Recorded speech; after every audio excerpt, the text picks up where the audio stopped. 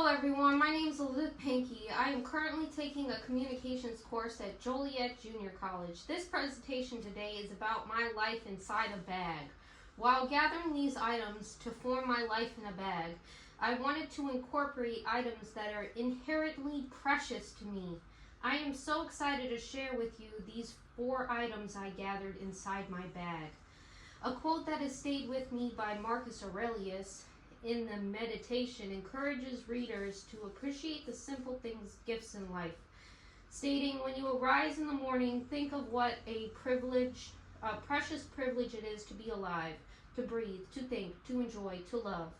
This quote had me thinking about my bag. I decided to place all my items in. I decided to use a CamelBak, which is a water bag I used to use while my son, fiance, and I would go on our daily bike rides around town and throughout the local forest preserve. This bag is significant to me because I unfortunately have not been able to use my water bag in over a year and a half due to breaking my spine, which has prevented me from doing any type of physical or strenuous activities.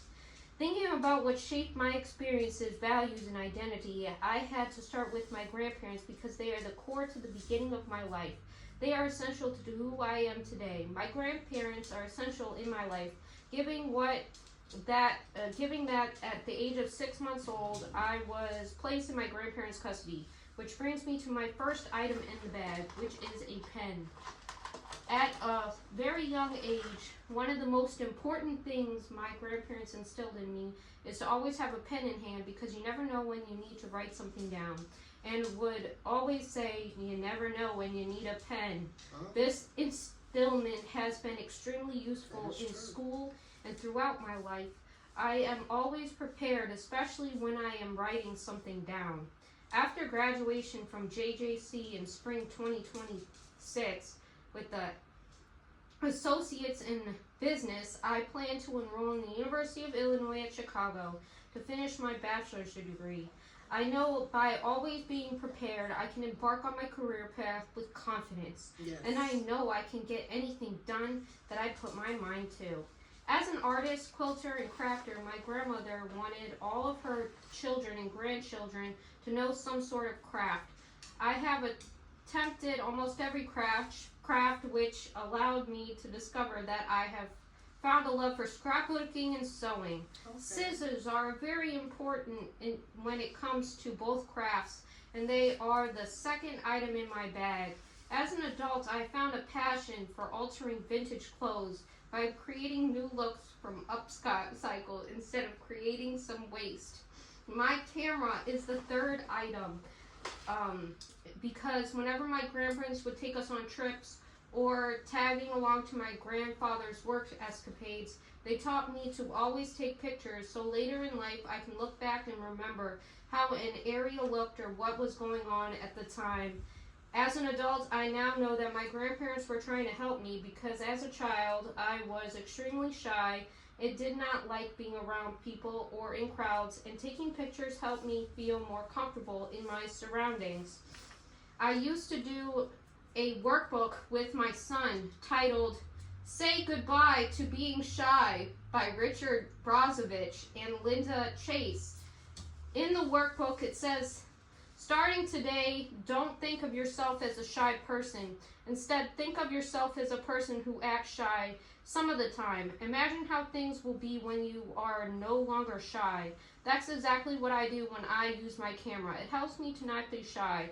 Additionally, while trying to stay alive during the pandemic, I had to drive for DoorDash to make ends meet. I would take a lot of photos of my surroundings, buildings, people, animals, and this helped me feel more comfortable when I was in a not too comfortable environment.